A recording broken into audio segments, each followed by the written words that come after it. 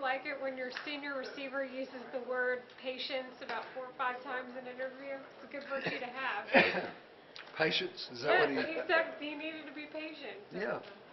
Well, I think, especially in the passing game, depending on what people are doing, you know, James came up big and did a great job on a couple of double move routes, and I was excited for him because he had a great camp, and we expected for him to be playing like that. Have you ever seen any of James's drawings? Pardon me? Have you ever seen any of James's drawings? He said he draw sketches. No, I haven't. But if they're football plays, they probably involve receivers, would be my guess. Roy Williams was always sketching too, but it always ended up the ball came back to him. So. Coach, is it hard to call plays on a almost 10-minute drive? Well, this is 38 years for me. That's the first time I've been involved in a 22-play drive. Yeah, I didn't even realize it. In fact, I didn't realize it to the press conference after the game. I knew it was a long drive, but I didn't realize it had been that long until I was asked after the game. Excuse me. How much did you want to just pound the ball in the end zone after because you kind of run it, I think, 4 or 5 times to get down to the 1, and you just had 2 more plays there. Did you want to do that? Yeah, we ran a little tailback wedge with Cody a couple times, and we got it down in there tight, and then everything was extremely tight, and you know, there was a part obviously that wanted to go in and run, you know, power the ball in, but I felt like that the play we called was there, and the kids did a good job of executing it. Coach Brown used the term inconsistent for offense. What do you need to do to get more consistent?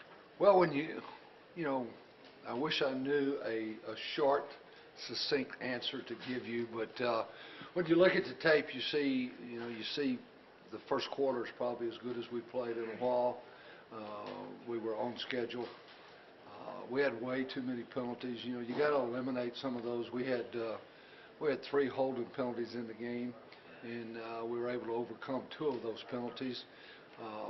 And then we had some not missed assignments, but we had some situation where guys didn't quite get their heads where, you know, those are the things. The execution is the thing that leads to consistency. And when we showed the film of the offense yesterday, I picked out 22 plays to start the meeting, and about half of them, you had 11 guys all working together, and obviously the result was positive. And then the other half, you had 9 or 10 guys doing the right thing, and one guy not you know, holding up his end of the bargain, and consequently you're inconsistent. And so, you know, we just got to keep working and keep trying to execute better. Like when I went back and watched the game, you know, the term butterfingers was used for the receivers. Do you ever use some of that to kind of show your guys to maybe, you know, make them aware of? Well, we use terms to make them aware. But I mean, like, do you ever show them the actual like broadcast or their? No, you know, we never do that. You know, we never do that as in a team setting. I know a lot of the guys, you know, tape the game and come home and watch it as a bunch of our fans do, but we never use the video broadcast from the ball game. So what can you do when you have, you know, Garrett obviously needs those receivers to be consistent, and it's not happening? Yeah, it's just it's typically concentration. It's eyes leaving the ball right before they get there. You know, they're looking to run right before the ball gets there. In many cases, they're real good throws, and those are the ones where if a ball is not where it's supposed to be, then the focus goes totally to the ball. A lot of times when the ball is exactly where it's supposed to be, then the focus goes downfield to see, you know, where's the pursuit coming, and you just got to look the ball in. And, you know, the way you do it is just keep working on it. Coach, maybe along the same lines with the inconsistencies. When you look at the offensive line on film, kind of break it down a little bit for us. When you see something go wrong, Coach Brown talked a little bit about 4 guys play well, 1 guy doesn't. Is that what you're seeing? Yeah, there were a bunch of situations, you know, in the ball game where, you know, 4 of the 5 really did a heck of a job, and you leave the game frustrated, and then you go watch the film and you understand a little more. It doesn't remove the frustration that we all have about being inconsistent, but at least you understand it a little bit more. And then everybody gets a shot. I mean, it's not just one guy. Everybody gets a shot. There were 3 or 4, 5 situations where 4 of the 5, or really 5 of the 6, because the tight end's involved in that, really did nice jobs, and one guy created a problem. But Coach, isn't that somewhat just investing in your personnel? I mean, those guys they haven't been out there 10 million years playing. You're Well, gonna in have some guys cases, play. yes, there is, and where guys are, playing for the first time, extended amount of time. Part of it's that, and part of it obviously is coaching. That we've got to do a better job of making sure we put them in situations and all the various scenarios that can come up with each play. Coach, your counterpart, Norm Chow, been calling plays, I don't know if it's 38 years like you mentioned for yourself, but a long time, but it sounds like UCLA is kind of reinventing themselves, pistol offenses, different. How unusual is that? Well, I think coaching is all about trying to adjust to what you have. Will came in this morning and asked me a couple of questions about what they were doing, and I said, I thought Norm was there. And he said, Norm is there. I'm sure what he's doing, he's an outstanding coach that's coached for a long time. I'm sure he's taking what he's got and doing the best that he can with it. Coach, will you talk about what kind of kid James Kirkendall is? I mean, he speaks, but seems to be maybe a little quieter. Yeah, I think James is reserved by nature. He's not, receivers a lot of times, like defensive backs a lot of time. They're very gregarious and very outgoing, and James is a little more professorial and studies the game, and he's not a real loud guy. He's very passionate, and in fact, I had to get onto him about, one time after a catch, I thought he got up and was a little too passionate. And but you want them to be close to that line because they're excited about playing. But he's a very quiet guy that goes about his work, and like I said, he had a really good fall camp. He had an outstanding fall camp, and Garrett has a lot of confidence in him, and it was good to see him kind of have a breakout game. You gave DJ a carry there early. How much are you trying to get him involved in the offense? We're going to continue to look at different places to put him and different things. As we said last week, he's playing where Marquise is, and Marquise is also a guy that can make explosive plays, and so but we're obviously have to continue to try to evaluate and see if we can get him into the ball game, and obviously you can't just put him in and hand it to him.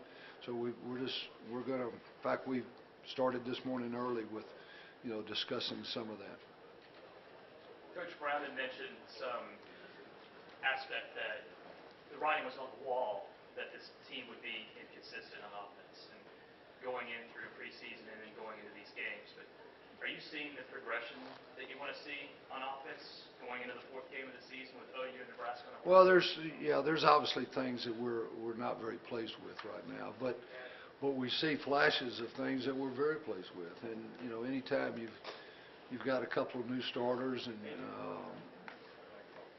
I think you're going to be inconsistent. It doesn't mean you like it, doesn't mean that you accept it, but experience tells you it's going to happen. And so we just have to tie it together. And as we enter this stretch, we've got conference started now, and a step away to play UCLA, and then we get rolling with the meat of the conference schedule. Then obviously we need to pick it up.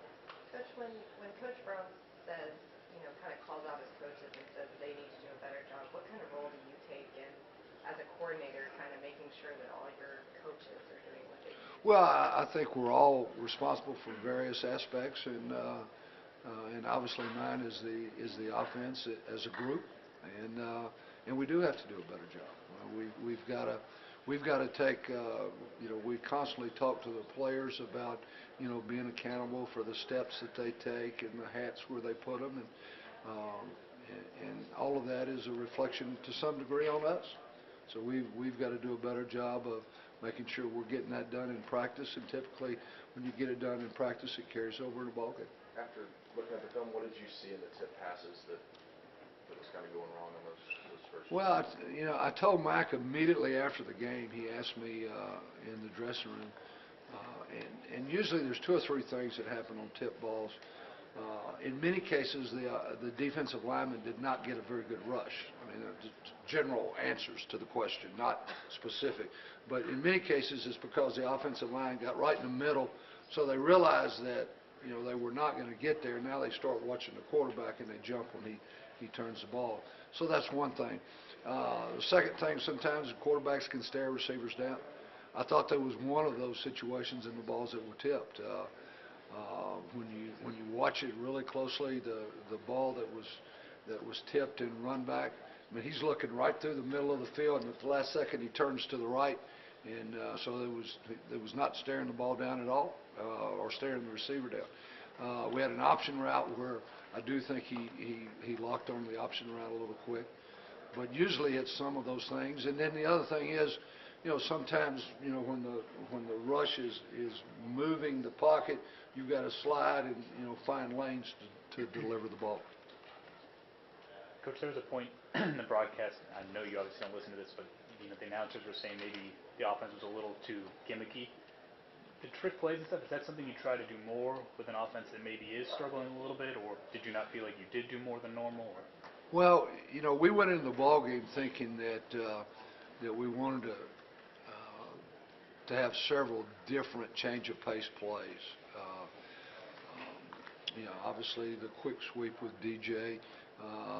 We came with a quick sweep, and we were going to throw the ball off of it. And those plays are all they make SportsCenter when they work. When they don't, you're gimmicky. So I understand the comment, but at the same time, I think they give you an opportunity to create explosives, and we know how important explosives are in the role of winning and losing ball games. Thanks, guys. You bet. Thank you.